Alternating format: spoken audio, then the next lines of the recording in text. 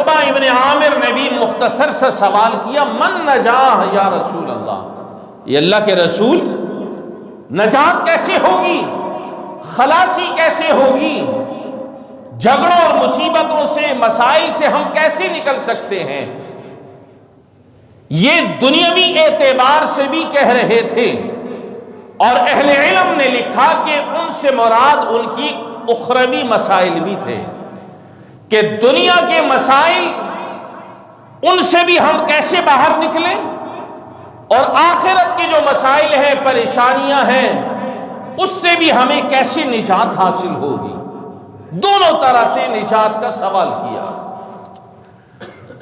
اب اللہ کے پیغمبر نے حضرت عقبہ ابن عامر کو اس سوال کے جواب میں 3 باتیں ارشاد فرمائی، 3 باتیں۔ وہ تینوں باتیں دوستو آب زر سے لکھنے کے قابل ہے، عمل میں لانے کے قابل ہے۔ اگر ان تینوں باتوں پر عمل ہو گیا، انشاءاللہ بہت سارے مسائل سے ہم نکل سکتے ہیں، بہت ساری الجھنوں سے نکل سکتے ہیں، بہت ساری پریشانیوں سے ہم باہر آ سکتے ہیں۔ تو 3 باتیں حضرت عقبہ ابن عامر کے سوال کے جواب میں آپ نے فرمائی۔ نمبر بار ان تینوں باتوں کا مختصراً تذکرہ کیے دیتا ہوں۔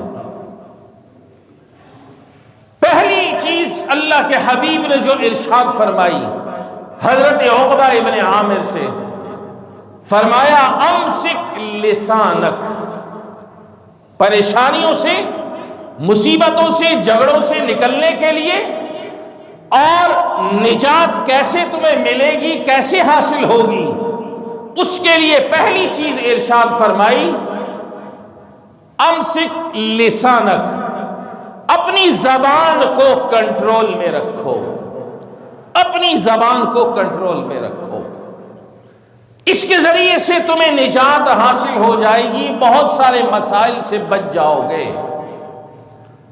اسی زبان کے حوالے سے گزشتہ 2 جمعوں میں بھی میں نے کچھ باتیں عرض کی تھی کہ یہ زبان ایک ایسی چیز ہے کہ یہ تمہاری جنت بھی ہے اور تمہاری جہنم بھی ہے، اور پیغمبر نے اسی زبان کے حوالے سے ارشاد فرمایا کہ قیامت کے دن اکثر لوگ اپنی زبان اور منہ کی وجہ سے جہنم میں جائیں گے، اپنی زبان اور اس منہ کی وجہ سے اکثر لوگ جہنم میں جائیں گے، کہ اس زبان کا استعمال غلط ہو رہا ہے، جھوٹ اس زبان کے ذریعے سے، دھوکے اس زبان کے ذریعے سے دیے جا رہے ہیں، گالیاں اسی سے بکی جا رہی ہیں، غیبتیں اسی سے ہو رہی ہیں۔ آپ اگر باریکی سے اپنی زندگی کا جائزہ لیں، یہی وہ زبان ہے کہ جس کی وجہ سے بہت سارے مسائل ہماری زندگی کے اندر پیدا ہو چکے ہیں۔ حضرت سفیان، عبداللہ ابن سفیان ثقفی غالباً رضی اللہ عنہ، انہوں نے ایک مرتبہ اللہ کے حبیب سے ارشاد فرمایا، یا رسول اللہ، میرے بارے میں آپ کو سب سے زیادہ خطرہ اور خوف کس چیز کا ہے؟ میرے بارے میں سب سے زیادہ خطرہ اور خوف آپ کو کس چیز سے ہے؟ پیغمبر نے جواباً ارشاد فرمایا، اور کیسے ارشاد فرمایا؟ اپنی زبان کو یوں پکڑا، مجھے تم پر سب سے زیادہ خوف اس زبان کا ہے، اس زبان کا ہے، اس زبان کا ہے۔ معلوم کیا ہوا کہ یہی وہ زبان ہے جس کے ذریعے سے بہت سارے مسائل میں انسان الجھا ہوا ہوتا ہے۔ آج معاشرے میں لڑائی اور جھگڑے اگر آپ دیکھیں، یہ 3را جمعہ چل رہا ہے میرا غالباً، مسائل اور جھگڑے جو چل رہے ہیں، یہی وہ زبان ہے، اس زبان کو کوئی لگام نہیں دیتا اور اس کی وجہ سے جھگڑے چل رہے ہیں۔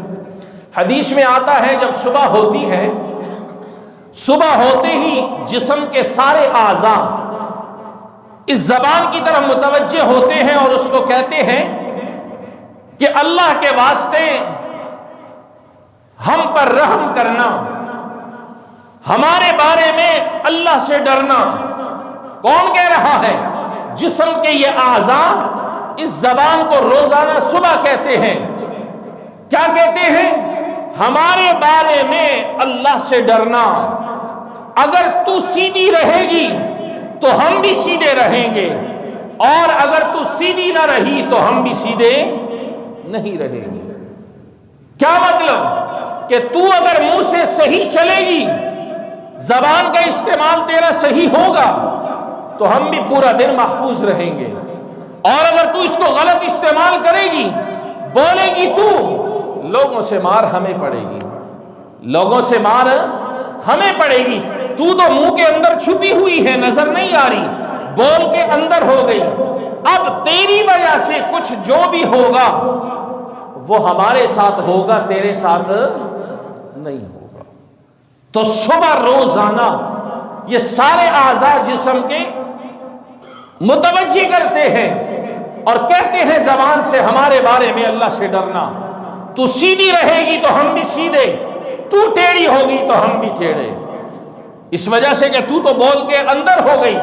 اب بھگتنا ہمیں پڑے گا، کوئی تھپڑ مارے گا، کوئی گالیاں دے گا، کوئی مکہ مارے گا، کوئی لات مارے گا، کوئی کیا کرے گا۔ یہ کس کی وجہ سے؟ صرف تیری وجہ سے، ہمارا خیال رکھنا۔ اس سے معلوم کیا ہوا دوستو؟ کہ یہی وہ زبان ہے چھوٹی سی، اس کے ذریعے سے معاشرے میں بہت زیادہ مسائل ہیں۔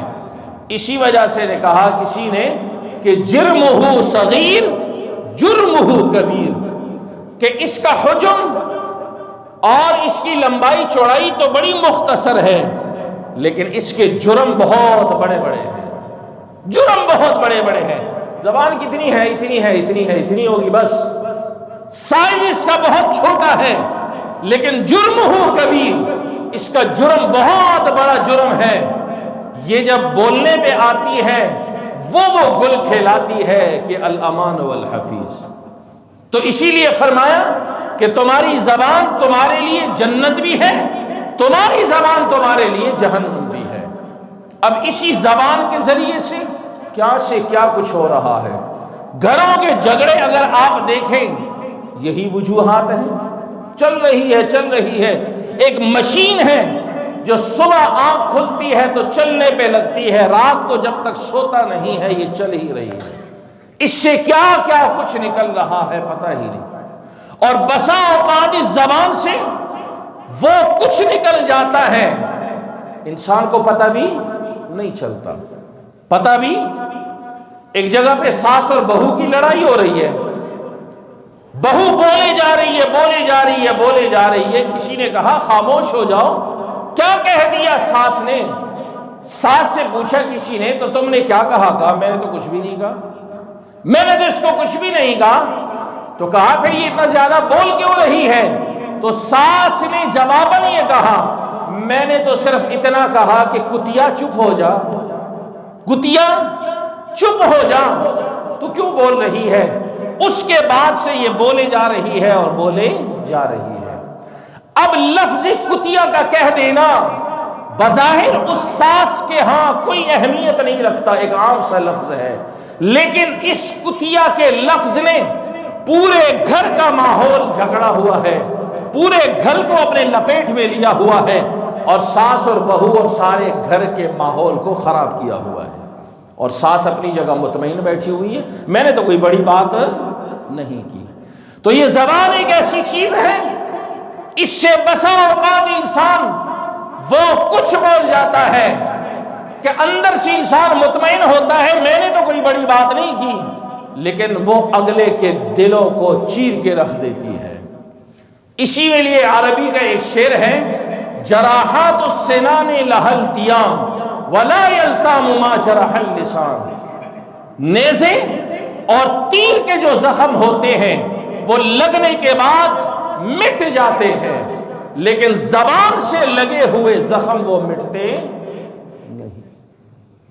جراحات السنان لها التیام ولا یلتام ما جرح اللسان۔ نیزے اور تیروں کے نشانات جب جسموں پہ لگ جائیں، ایک نہ ایک دن کرتے کرتے وہ مٹ ہی جاتے ہیں، ختم ہو جاتے ہیں، لیکن زبان سے زخم دیے ہوئے، دوسروں کو دل توڑے ہوئے اس زبان کے ذریعے سے ان کا جوڑنا آسان نہیں ہوتا۔ اس لیے پہلی چیز جو اللہ کے حبیب نے ارشاد فرمائی، حضرت عقبہ ابن عامر رضی اللہ عنہ کو فرمایا امسک لسانک، اپنی زبان کو کنٹرول میں رکھنا، اپنی زبان کو کنٹرول میں رکھنا، اس سے آگے مت جانا۔ دوسرے نمبر پر اللہ کے حبیب نے ارشاد فرمایا کہ ایک اپنی زبان کو روک کے رکھو، اور دوسرے نمبر پر ارشاد فرمایا وَابْكِ عَلَىٰ خَطِيئَتِكَ، اپنی خطاؤں پر آنسو بہاؤ، اپنی آنکھوں سے آنسو بہاؤ، رو اپنے گناہوں پر، جتنا رو سکتے ہو رو لو، جتنا رو سکتے ہو رو لو، اپنی خطاؤں پر، اپنے گناہوں پر رو لو جتنا رو سکتے ہو۔ دوستو یہی ایک مسئلہ ہے کہ انسان روزمرہ گناہ کرے، روزمرہ گناہ کرے، روزمرہ گناہ کرے، اور کرنے کے بعد پھر ان گناہوں پر وہ جری ہو جائے اور اللہ کی طرف رجوع نہ کرے، یہ چیز انتہائی خطرناک بن جاتی ہے۔ گناہ ہو جانے کے بعد انسان اللہ کی طرف رجوع کرے، معافی مانگ دے، اللہ رب العالمین اس گناہ کو معاف فرما دیتے ہیں۔ التائب من الذنب کمن لا ذنب لہ، گناہ کر کے توبہ کرنے والا ایسا ہے جیسا کہ اس نے گناہ کیا ہی نہیں ہے۔ گناہ کر کے توبہ کرنے والا ایسا ہے جیسا کہ اس نے گناہ کیا ہی نہیں ہے۔ اللہ بالکل صاف اور ستھرا کر دیتے ہیں، پاک کر دیتے ہیں۔ تو فرمایا اپنے آنکھوں سے آنسو بہاؤ، اپنے گناہوں پر رو اللہ کے سامنے کہ یا اللہ میں نے کتنے گناہ کیے، میں نے کتنے گناہ کیے، میں نے کتنے گناہ کیے۔ جب گناہوں پر آنسو بہاؤ گے اور خطاؤں پر رو گے تو انشاءاللہ تمہیں سکون مل جائے گا، اطمینان مل جائے گا، اور پریشانیوں سے تمہیں نجات ملتی چلی جائے گی۔ قرآن کریم میں 29ویں پارے میں حضرت نوح علیہ السلام نے فرمایا ہے استغفار اور توبہ کے حوالے سے۔ قرآن کریم میں فَقُلْتُ اسْتَغْفِرُوا رَبَّكُمْ إِنَّهُ كَانَ غَفَّارًا يُرْسِلِ السَّمَاءَ عَلَيْكُمْ مِدْرَارًا وَيُمْدِدْكُمْ بِأَمْوَالٍ وَبَنِينَ وَيَجْعَلْ لَكُمْ جَنَّاتٍ وَيَجْعَلْ لَكُمْ أَنْهَارًا۔ حضرت حسن بصری رحمت اللہ علیہ کے پاس کچھ لوگ آئے، پہلا شخص آیا اور کہنے لگا کہ حضرت قحط سالی ہے، قحط سالی ہے، بڑے پریشان ہیں، کیا کرے، دعا کیجیے اللہ تعالیٰ مسائل حل کر دے، کوئی عمل بتا دے۔ چلا گیا۔ دوسرا شخص حضرت حسن بصری کے بارے میں آتا ہے اور کہتا ہے کہ حضرت دعا فرمائے اللہ تعالیٰ اولاد عطا فرما دے۔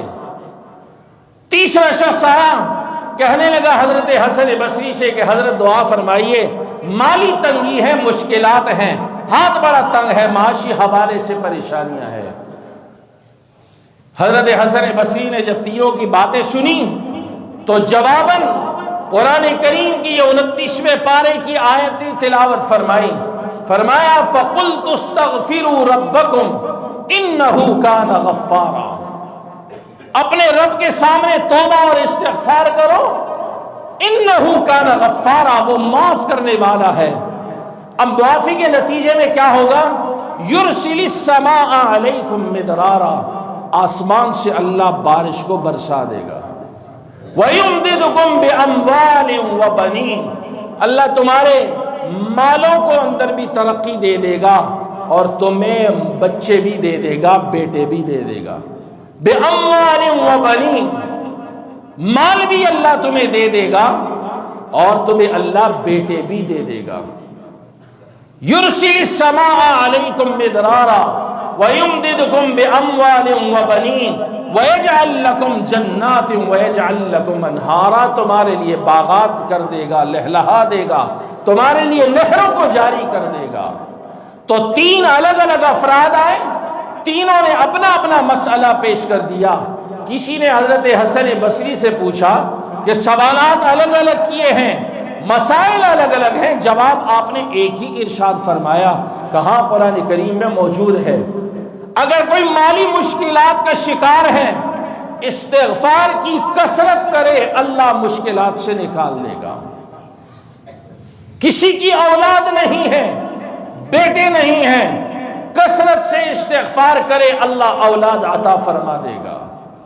قحط سالی کے اندر مبتلا ہے، پیداوار نہیں ہو رہی، دکانوں کے مسائل ہیں، زمینوں کے مسائل ہیں، فصلوں کے مسائل ہیں، اللہ سے استغفار کرو، اللہ اس قحط سالی کو دور کر دیں گے۔ معلوم اس سے کیا ہوا کہ یہ سارا کچھ انسان کے اوپر جو حالات آتے ہیں وہ انسان کی گناہوں کی بنا پر انسان پر آتے ہیں۔ ما اصابکم من مصیبت فبما کسبت ایدیکم ویعفو عن کثیر، جو کچھ بھی تمہارے اوپر حالات آتے ہیں تمہارے اپنی کوتاہیوں کی وجہ سے، یہ تو تھوڑے تھوڑے آ رہے ہیں حالات، تھوڑے تھوڑے، ویعفو عن کثیر، بہت ساروں کو تو اللہ معافی کر دیتا ہے۔ اگر سارے آ جائے مسائل اور اللہ معاف نہ کرے تو دوستو ہم تو قدم بھی اٹھانے کے قابل نہیں رہیں گے۔ وَيَعْفُو عَنْ كَثِيرٍ، ہماری کوتاہیوں کی وجہ سے ہمارے اوپر مسائل آتے ہیں، اور جب ہم توبہ اور استغفار کریں گے اللہ رب العالمین ہماری حفاظت فرما دیں گے، عذابات کو ختم کر دیں گے، الجھنوں کو ختم کر دیں گے۔ اور یہ کیسے ہوگا؟ استغفار کی برکت سے۔ استغفار کثرت سے کرو، اللہ کے سامنے اپنے ماضی کے گناہوں کی معافی مانگو، اور اللہ کے سامنے اپنی آنکھوں سے آنسو بہاؤ۔ یہ کام جب کرو گے اللہ تمہیں ان مسائل سے نکال دے گا۔ تیسری بات، حضرت عقبہ ابن عامر کے جواب میں آپ نے فرمایا وَلْيَسْعَكَ بَيْتُكَ، عقبہ اپنے گھر کو لازم پڑھ لو، اپنے گھر کے اندر زیادہ وقت گزارا کرو، دائیں بائیں ادھر ادھر مت پھیرا کرو، نجات حاصل ہو جائے گی، سکون میں آ جاؤ گے، پریشانیوں سے اور مصیبتوں سے بچ جاؤ گے۔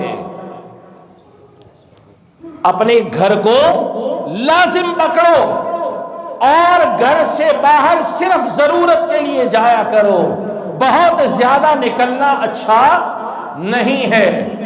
حضرت تھانوی رحمت اللہ علیہ نے اسی وجہ سے ارشاد فرمایا کہ انسان جب گھر سے باہر نکلتا ہے، بازار کا رخ کرتا ہے، تو وہ ضروریات کے لیے جائے، نہ کہ ضروریات پیدا کرنے کے لیے جائے۔ ضروریات کو پورا کرنے کے لیے گھر سے نکلے، نہ کہ ضروریات کو پیدا کرنے کے لیے گھر سے نکلے۔ کیا مطلب؟ ضرورت کے درجے میں گھر سے نکلے، کوئی منع نہیں ہے، اپنی ضروریات پوری کر کے واپس جلدی گھر آئیں، ادھر ادھر فضول وقت ضائع نہ کریں، اور ضروریات پیدا نہ کریں کہ مجھے کسی چیز کی ضرورت تو ہے نہیں، چلو بازار میں چلتے ہیں، کوئی چیز پسند آ جائے گی تو لے لیتے ہیں، یہ بھی لیا وہ بھی لیا وہ بھی لیا، پسند آ جائے، فضول خرچی اور اسراف، یہ چیز نہیں۔ ضروریات اگر ہیں تو نکلو گھر سے پورا کرو، لیکن ضروریات پیدا کرنے کے لیے گھر سے نکلنے کی ضرورت نہیں ہے۔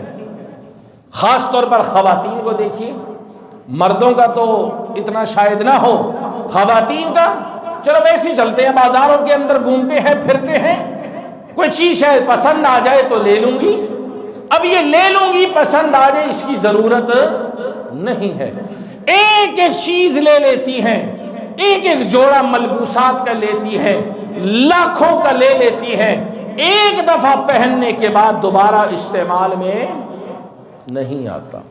یہ کیا ہے؟ فضول جب انسان باہر ادھر ادھر پھرتا ہے اور اپنے گھر کو لازم نہیں پکڑتا، اس کے نتائج یہی نکلتے ہیں کہ لاکھوں کا لباس لے کے ایک مرتبہ پہن کے پھر اس کو چھوڑ دیا۔ اور خاص طور پر شادی کے مواقع پہ دیکھیں، ایک ایک سوٹ ہزاروں کا، بسا اوقات لاکھوں کا بھی لے لیا جاتا ہے، اور ایک مرتبہ پہننے کے بعد اس کی طرف پھر خواتین دیکھنے کے لیے تیار۔ اما عائشہ صدیقہ رضی اللہ عنہا فرماتی ہے، مدینہ کے اندر جب کسی لڑکی کی شادی ہوتی تھی تو ایک جوڑا پورے مدینے میں ہوا کرتا تھا عروسی کا، شادی کا۔ جب اس لڑکی کی شادی ہوتی وہ عروسی کا لباس پہن لیتی اور شادی ہو جاتی، رخصتی کے بعد وہ جوڑا واپس رکھ دیا۔ اب کسی اور کی شادی ہوتی مدینہ میں، وہی جوڑا لیتی، وہ دوسری پہن لیتی، اس کی شادی ہو جانے کے بعد وہ جوڑا پھر محفوظ۔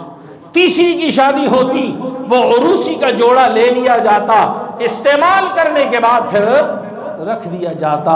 پورے مدینے میں عروسی اور شادی کا ایک جوڑا جو چل رہا ہے اور استعمال ہو رہا ہے۔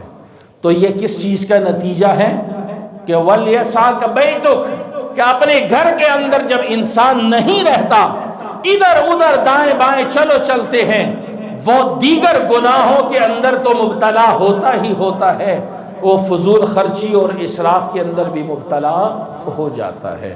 اس لیے ضرورت کے درجے میں گھر سے نکلنا چاہیے، اور ضرورت جب پوری ہو جائے تو اپنے گھر کو لازم پکڑو۔ یہ تین نصیحتیں اللہ کے حبیب نے حضرت عقبہ ابن عامر سے ارشاد فرمائی کہ ایک تو اپنی زبان کی حفاظت کرنا، اس کو بے لگام ہونے مت دینا، اور دوسرے نمبر پر فرمایا کہ اپنے گھر کو لازم پکڑنا، ضرورت کے درجے میں جاؤ، فضول ادھر ادھر اپنا وقت ضائع مت کرو، اور تیسرے نمبر پر فرمایا وَابْكِ عَلَىٰ خَطِیئَتِکَ، اپنے گناہوں پر آنسو بہاؤ اللہ کے سامنے۔